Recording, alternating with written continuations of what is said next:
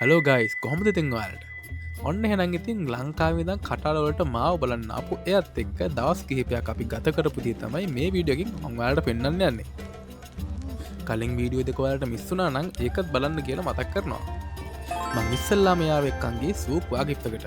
මම ඔයාලට කලින් වීඩියෝ එකේ කිව්වා වගේ අපේ හිටපු හොටෙල් එකේ තියෙන සූප්වා ගිෆ්ට් එක පිටිවත්තේ. එහෙනම් අපි ඉතින් පයින්ම ගියා. කටාරවල ඉන්න හැමෝම ඉතින් සූප්වා ගිෆ්ට් එක ගැන අනිවාර්යෙන් දන්නවනේ. ඔන්න ඉතින් හැමෝම වගේ ලස්සන දේවල් බලා සූපා කිප්පක බඩේම රවුමක් ගිහිල්ලා අපිට ඇති කියලා හිතෙද්දි අපි මෙන්න මෙතෙන්ට ආවා රස කෑමක් ගන්න. ඔයාලා අනිවාර්යෙන් ඉතින් සූපා කිප්පක මැද්ද යනවා නම් මෙන්න මේ චූටි කඩේ අනිවාර්යෙන් දැකලා තියෙනවා. මේකේ නම මට මතක නැහැ. මේක තමයි අපේ සෙට් වෙච්ච කෑම. අර කෙබාබ් එක රොටිත් එක්ක ඉතින් මේක ඕඩර් කරලා බැලුවා කොහොමද කියලා. ඉතින් අලුත් අත්දැකීමක් හින්දා අපි දෙන්න මොන්න ඉතින් ඉඳගෙන මේක රස කර කෑවා. මේක නම් ඇත්තටම රසයි. ඔයාලට ඉතින් සූප්වා කික් වෙනවා නම් අනිවාර්යෙන් මේක try කරන්න අමතක කරන්න එපා.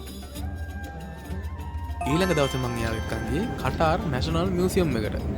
ඔන්න ඉතින් කටාර් නැෂනල් මියුසියම් එක බලන්න ගියේ නැති කෙනෙක් ඉන්නවා නම් අනිවාර්යෙන් ගිහිල්ලා බලන්න. මොකද ඔයාලා කටාර් වල රෙසිඩන්ට් කෙනෙක් නම් ඒක ෆ්‍රී. ඔයාගේ QID එක පෙන්නලා යන්න පුළුවන්. ඒ කියන්නේ මට නම් එන්ට්‍රන්ස් එක ෆ්‍රී නේ. හැබැයි එයාට QID එකක් නැහැ නේ. එයා මෙහි රෙසිඩන්ට් කෙනෙක් නෙමෙයිනේ. එයා විසිටර් කෙනෙක්. ඉතින් විසිටර් කෙනෙක් නැෂනල් මියුසියම් එක බලන්න එනවා නම් රියල් 25යි ටිකට් එක. ඉතින් කවුරු හරි නැෂනල් මියුසියම් එකට ගියේ නැති කෙනෙක් ඉන්නවා නම් අනිවාර්යයෙන්ම යන්න කියලා මම මතක් කරනවා. මොකද කටාර් කියලා රටක් බිහි වුණේ බිඳුවේ ඉඳන් මේ අද ඉන්න තත්ත්වෙට දියුණු වුණේ සංවර්ධනය වුණේ කොහොමද කියලා නවීන තාක්ෂණයෙන් අපිට දැනුම ගොඩක් එකතු කරගන්න පුළුවන්. අනිවාර්යයෙන්ම අපි නැෂනල් මියුසියම් එකට ගියොත් මේ සේරම දේවල් බලලා ඉද්දි අපිට වෙලාව යනවා දැනෙන්නෙම නැහැ. ඔන්න ඉතින් මියුසියම් එකට ගිහිල්ලා එහෙම්මම අපි දෙන්න ගියේ ඕල් දෝහා පෝට් එකට. ඉතින් ඕල් දෝහා පෝට් එක කියන්නේත් මාර ලස්සන ලොකේෂන් එකක් කටාරවල තියෙන. ඔයාලා හෙට යනවා නම් ඉතින් කරෝල වැටුප් වෙලාට ගියොත් නම් ඒ වයිබ් එක නියමයි. එක ජාතියේ බෝට්ටු ලක්සරි යෝට්ස් ඒ වගේම ක්‍රූස් ෂිප්ස් ඔයාලට බලා ගන්න පුළුවන්.